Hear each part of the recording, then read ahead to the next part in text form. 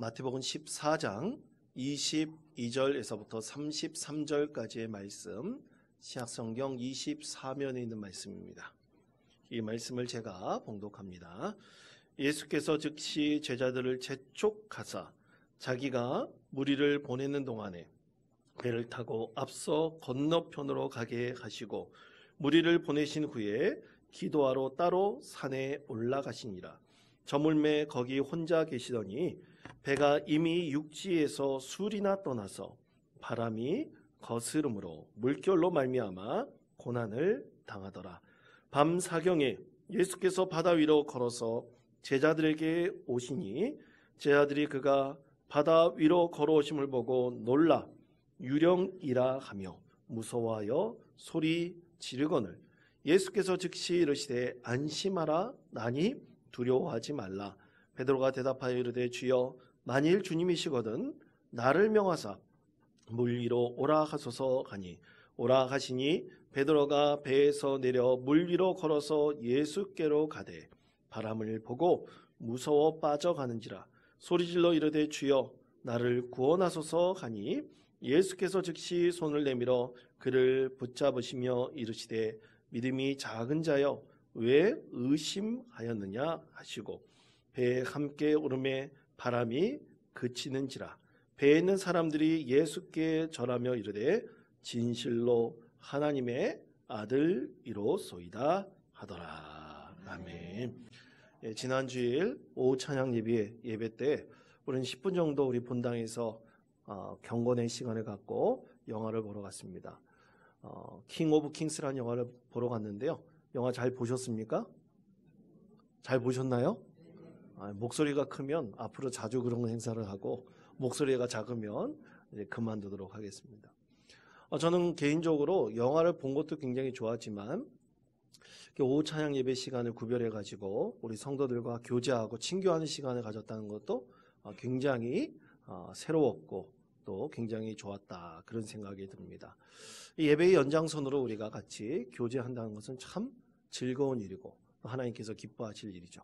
그래서 우리가 서로 소그룹을 만들고 또 어떤 선교회로 모이고 또 어떤 동아리로 모이고 또 그래서 우리가 오후 찬양 예배의 시간에 더욱더 기쁨과 은혜로 함께하는 것도 하나님의 분명한 뜻이 있을 것이라고 믿습니다. 그래서 우리가 늘 하나님 앞에 감사와 영광을 올려드리고 늘 친밀한 교제를 통해서 하나님의 일을 충만해낼 수 있는 믿음의 성도들 되었으면 좋겠습니다. 여러분 영화를 볼 때 혹시 조신 분들 계셨나요? 웃으시는 분들 보니까 조신 분들이 계셨나 보군요. 여러분 그 영화를 볼 때 저는 하나도 놓치지 않으려고 아주 꼼꼼히 다 봤습니다. 졸릴 때 막 제 허벅지를 꼬집으면서라도 아주 하나도 놓치지 않으려고 이제 열심히 봤는데요. 그때 아주 인상 깊었던 장면들이 있었는데 그것은 예수님께서 기적을 일으키시는 여러 장면들이었습니다. 여러분 우리 믿음의 사람들에 있어서 이 기적이라는 것은 우리가 믿지만 잘 이해하지 못할 때가 많이 있습니다. 그런데 이 영화적 상상력을 가지고 그렇게 그려내는 거 보면 그럴 수 있겠구나.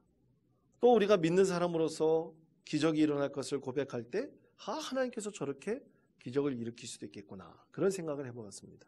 그 중에서 제가 인상 깊었던 것은 예수님께서 무리를 걸어오시는 장면이었어요. 우리 다시 한번 지난주의 기억을 한번 되새기면서 이 장면만 좀 다시 한번 감상해 보도록 하겠습니다. We have to turn back. No! We need to pull the sail down!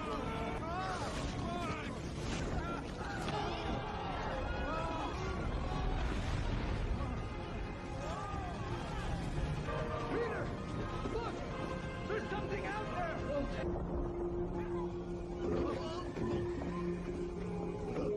Where's it go? I'm here. Don't be afraid. Lord, if it's really you, command me to come to you. Come to me.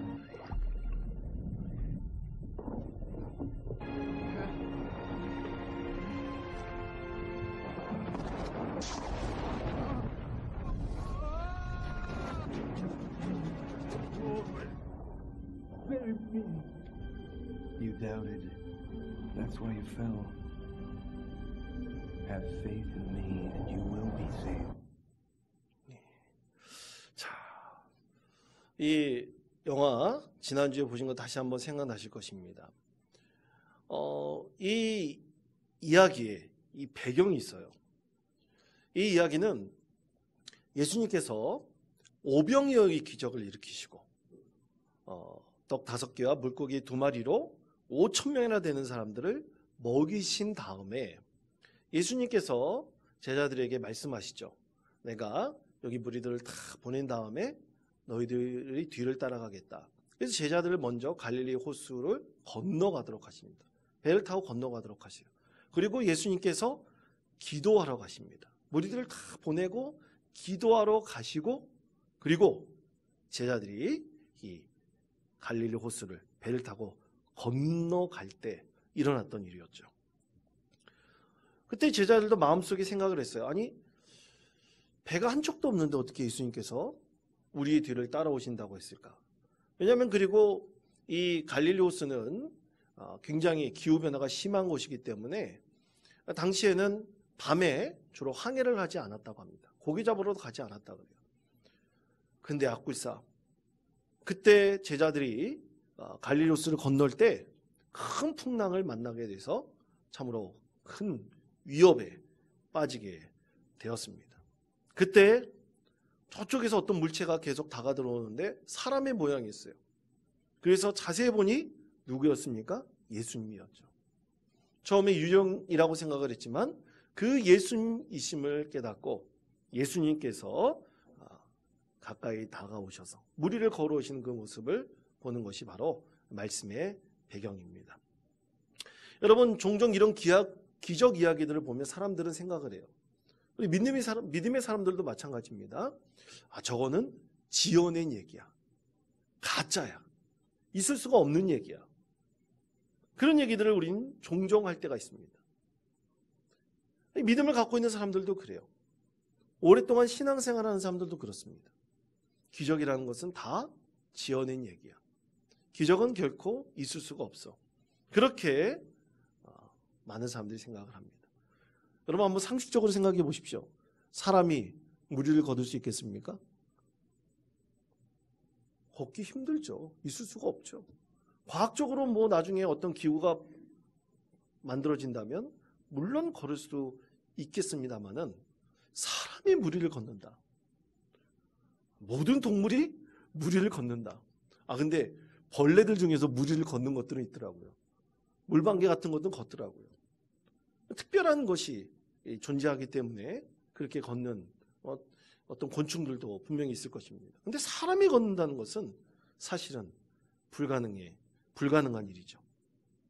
그런데 문제는 우리가 이 기적의 말씀을 읽을 때 우리가 기적 자체에만 집중하다 보면 기적을 자꾸만 증명하려고 그러고 또 하나님의 신비의 능력을 의심하려고 할 때가 많습니다. 그러나 기적 자체에 집중하기보다는 그 상황 가운데서 오늘날 우리 삶의 자리에 그 상황을 연결시켜서 하나님께서 우리에게 과연 무슨 메시지를 주시는지 그 말씀 가운데 진정으로 우리에게 말씀하시는 그 메시지의 의미가 무엇인지 우리는 그것을 아는 것이 중요합니다. 그때 우리가 그것을 깨닫고 알게 될 때 우리 삶의 자리 가운데 반드시 기적이 일어날 수 있겠구나.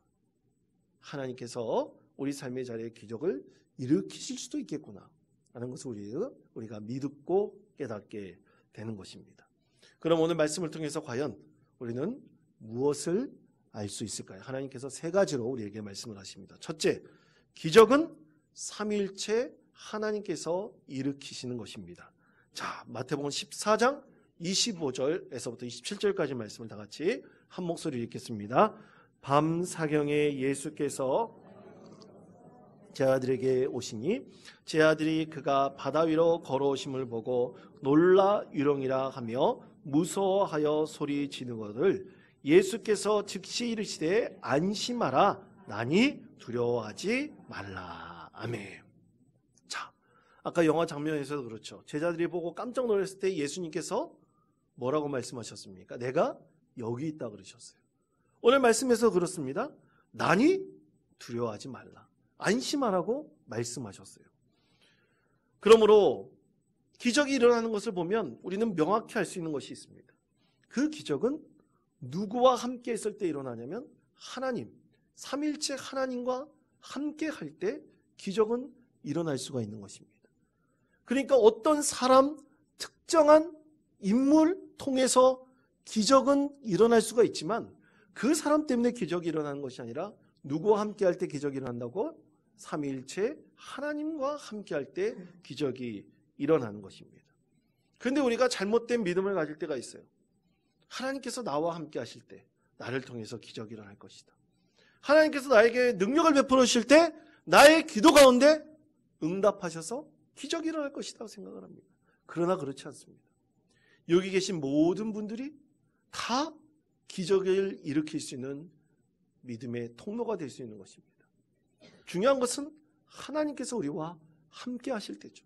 하나님께서 우리와 함께 하실 때 내가 생각지도 않았던 놀라운 기적을 우리 가운데 보여주시고 우리의 삶을 새롭게 변화시켜 주실 것입니다. 오늘 오병이의 기적, 읽지 않은 말씀에 오병이의 기적도 마찬가지입니다.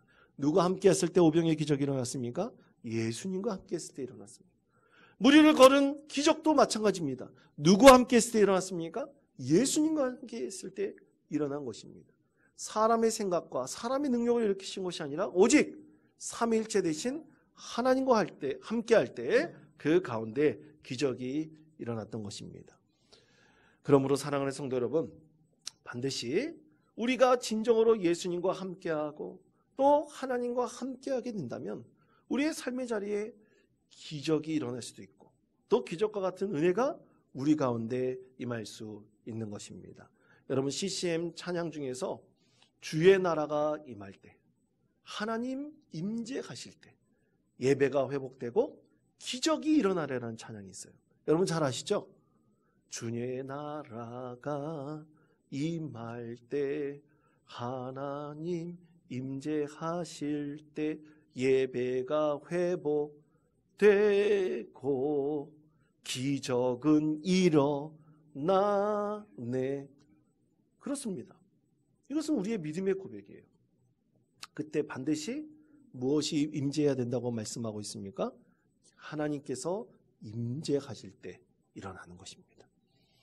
그런데 하나님의 임재가 없는 곳, 그것에는 기적이 일어나지 않으므로 예수님께서는 성전에 나와서 예배하려는 유대인들을 향하여 채찍질을 하고 또 성전 앞에서 장사치들을 다 몰아내셨어요.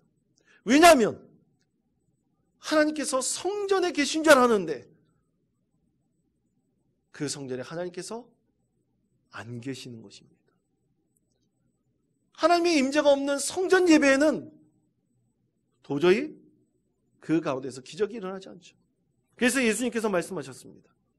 모든 탐욕과 정욕에 물들어 있는 이 성전 앞에 있는 사람들을 다 몰아내시면서 이 성전을 무너뜨려라. 그럼 내가 사흘 만에 일으킬 것이다. 그 이유는 무엇입니까? 삼위일체 하나님께서 함께 하시기 때문에 분명히 사흘 만에도 일으킬 수 있는 기적이 일어날 수 있는 것입니다.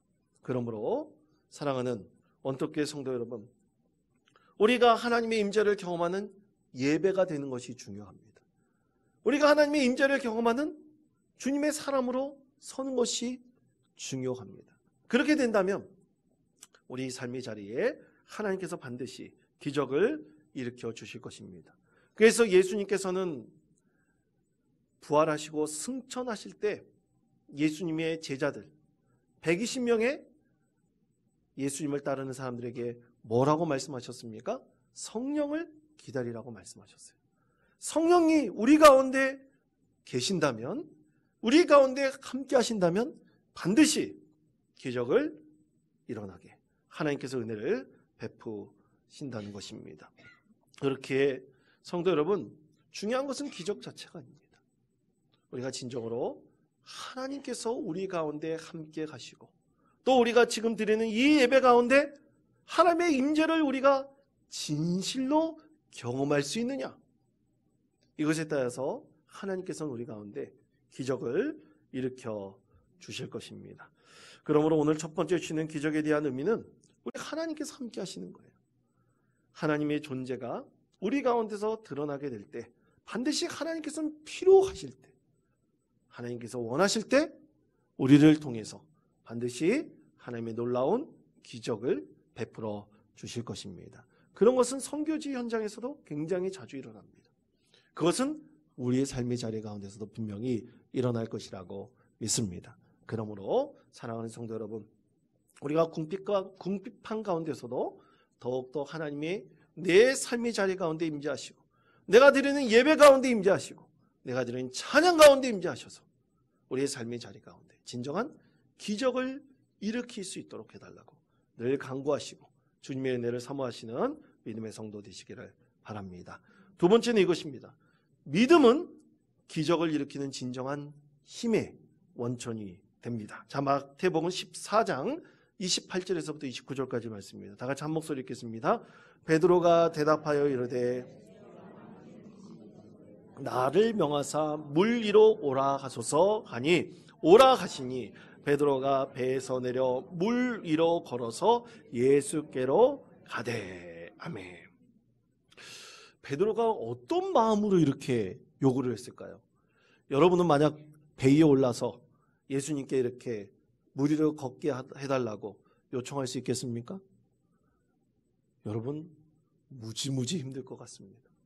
어려울 것 같아요. 그런데 여러분, 베드로는 어떤 사람입니까? 예수님께서 그를 축복하실 때 천국의 열쇠를 너에게 주겠다 말씀하셨어요. 너는 네 이름의 반석이라는 그 이름처럼 수많은 사람들을 천국으로 인도하는 믿음의 사람이 될 것이라고 말씀하셨습니다. 그러므로 우리는 여기서 중요한 것을 하나 깨달을 수 있습니다. 그것은 베드로가 거기에 있는 모든 사람들보다 더 놀라운 믿음의 사람이었길로 베드로는 예수님께 요청했죠. 예수님, 제가 물 위를 걸을 수 있도록 주님 인도해달라고 예수님께 요청할 수 있었던 것입니다. 그러므로 사랑하는 성도 여러분, 중요한 것은 우리 믿음이 하나님 앞에 온전히 서게 된다면 그 가운데서 반드시 하나님께서 기적을 일으키시는 원천이 우리 믿음 가운데 분명히 생길 수 있도록 은혜를 베풀어 주실 것입니다. 믿음은 반드시 믿음의 대상을 바라볼 때 그 가운데서 온전한 믿음이 생기지만 바라보지 않는다면 그 믿음은 점점 시들어가고 쪼그라들 수밖에 없습니다. 그러므로 우리는 항상 누구를 바라봐야 되느냐? 예수님을 바라볼 수 있도록 해야 되는 것입니다. 종종 우리는 예수님을 바라보지 못할 때